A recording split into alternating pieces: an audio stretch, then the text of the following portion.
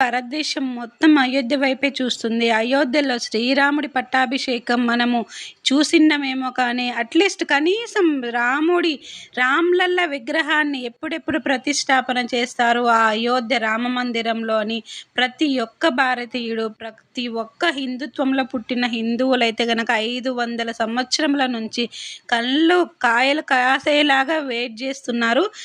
ఆ సమయం అయితే రానే వచ్చింది. జనవరి 22వ తేదీన మధ్యాహ్నం 12 గంటల ముహూర్తానికి, అంటే ఇది ఒక అభిజిత్ ముహూర్తం. ఈ ముహూర్తానికి మన రామ్‌లల్ల విగ్రహాన్నయితే ప్రతిష్టాపన చేయడానికైతే అన్ని కార్యక్రమాలు పూర్తి చేసుకున్నాయి. ప్రతి ఒక్కరు గర్వించదగ్గ విషయం ఇది. ఎన్నో వాదనలు, గొడవల తర్వాత సుప్రీంకోర్టు ధర్మమైన తీర్పునే ఇచ్చింది. మన అయోధ్య నగరంలో రామ మందిరాన్ని ఏర్పాటు చేసుకోవచ్చు అనేదైతే తీర్పునిచ్చింది. ఇదైతే గనక ప్రతి ఒక్క హిందువులు గుర్తుపెట్టుకోవాల్సిన విషయము.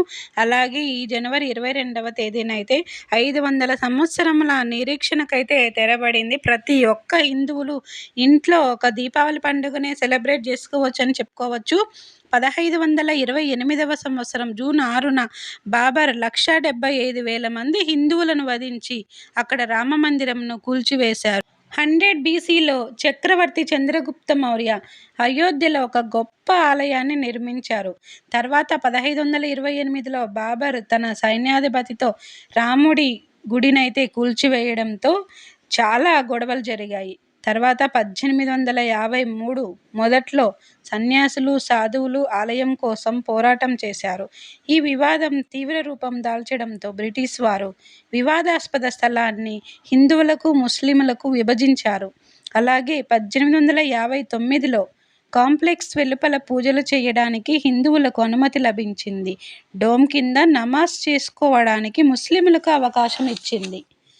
1949లో డోమ్లో రామ్‌లల్లా విగ్రహం కనిపించిందని హిందువులు వాదించారు. ఈ వివాదం తీవ్రతరం కావడంతో జిల్లా మేజిస్ట్రేట్ ప్రాంగణానికి తాళం వేశారు. 1950లో గోపాల్ సింగ్ విశారద్ రామచంద్ర పరమహంస్ సివిల్ దావా వేశారు. 1961లో వివాదాస్పద స్థలం, పరిసర ప్రాంతాలపై హక్కులు కోరుతూ సున్నీ వక్ఫ్ బోర్డు కూడా పిటిషన్ దాఖలు చేసింది.